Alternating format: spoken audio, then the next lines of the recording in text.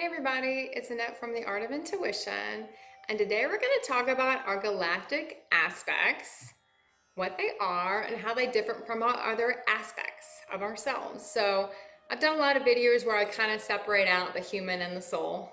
I kind of simplify it for the videos that you have your human, your ego aspect you can operate from, or you can operate from your higher aspects, which is your soul. But we have millions of higher aspects. We don't just have one. You're going to embody in so many different ones. You know, you have Christ energy, you have God energy, you have angel energy, you have mermaid energy. The list goes on and on and on and on how many higher aspects we have. So, but that's not all we have.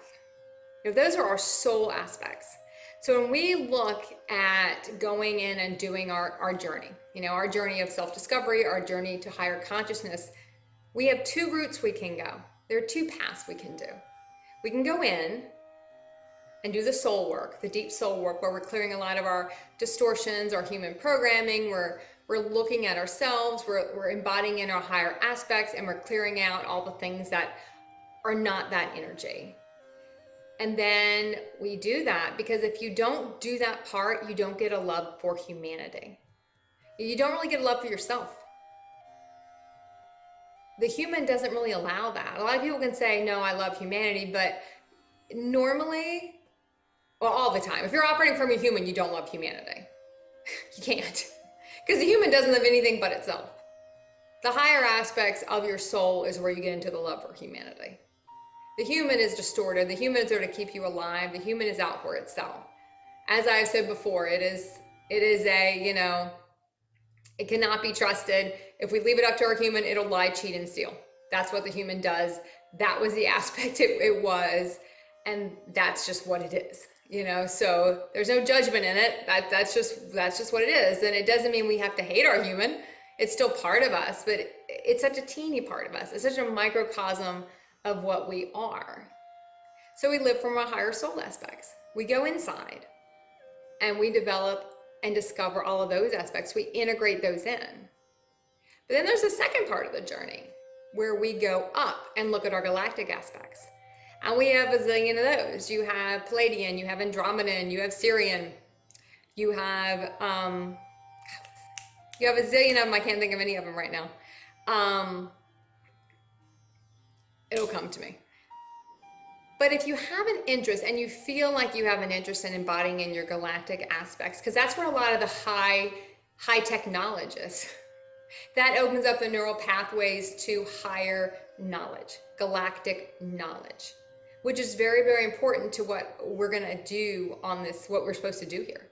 You know, we have soul purposes and we have galactic missions, and you'll hear a lot of people break it down like that. So our soul purposes is what ignites our soul, that makes us excited. We have a passion for it. We just feel this love to do it, and it is just this ooey gooey feel kind of when we do it. Galactic missions, and we get into our galactic aspects and what our galactic missions are, that is like no nonsense. I have to get this done, but I don't really have an attachment to it, because the galactic aspects have no attachment. So that's where you're really going to see the difference, because you can go up and embody in all your galactic aspects, but you got to then come back and do the soul work too, and the soul aspects, because the galactics have no love for humanity. They don't care. It's a very detached energy. It doesn't mean there's not love there, because some of those aspects have a lot of love, very profound love, but there's no attachment to anything. And I know I've said a lot of times the soul doesn't have attachment, but the soul does have this love for humanity, this deep love for humanity. And the galactic aspects don't have that. I work with a couple people who are very, very into their galactic aspects, and a lot of them just kind of they didn't know it. They just would say, like, I don't care about humanity.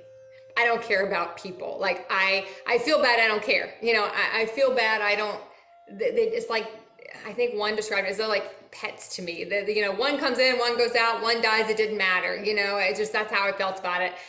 But I feel bad about it. You know, they had a lot of judgment around the fact that he just didn't have that love for humanity. But that's kind of what the galactic is. But once you realize, okay, you're just embodying in your galactic aspects and you haven't gone to do the soul work yet, it's okay. You know, don't judge what aspects you're embodying. They're all important. And usually you might do soul work for a while and say, boy, you know, I still have some cords of attachment I can't seem to sever. Let me go work on my galactic aspects because that'll sever cords quickly. You know, you still have the distortions that are in the galactic aspects, just like you have the distortions to clear from your higher soul aspects. Like if you embody in an aspect of your soul, you have to clear all the distortions in your life, in your cellular programming that are not that energy and are not that aspect. Or you can't hold the aspect. It'll just continue to float around and you can't hold it in your body. Same thing with galactic. You know, if you're going to embody an Assyrian energy that's very strong, very no nonsense, this is how it is, this is how I feel about it, this is what I'm going to do, complete power, just kind of balls to the wall energy of Assyrian aspect, you then have to align your life and clear everything in your cellular programming and in your energy field that is not that energy. So anywhere you have not stood up, you will need to now stand up. So they both have their reasons. They both have their purposes. They're just very different aspects. And it's kind of very different phases. So if you feel like you've been doing a lot of deep soul work and you're just kind of tired and you feel like you still got a lot of cords going on and you just maybe want to break, you can ask, like, you know, I want to be open to my galactic aspects. I want to really explore that. If you want to go ahead and look, a lot of times in the dreams that you might dream about spaceships or dream about galactic war and dream about a lot of the galactic information. And that might be a sign you're kind of ready to move into that phase, or you're just kind of tired of some of the work you've been doing and you want to change because they're so different. It's kind of like a playground to play with. So you might want to look at some of the galactic aspects, see what makes you excited, you know, see if there's one aspect you really kind of have an interest in and just kind of play with it. Don't take it all so heavy because a lot of this work is heavy enough.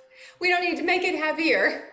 Just enjoy the journey of it because we're like never done with the journey. There's always stuff to clear. There's always aspects we're going to embody. It's just really at the end of the day, how much is our human going to be there? And how much is everything else going to be there? Because the everything else, you know, is what's going to, I can't remember what I said earlier, what's the ticket you're really trying to stamp?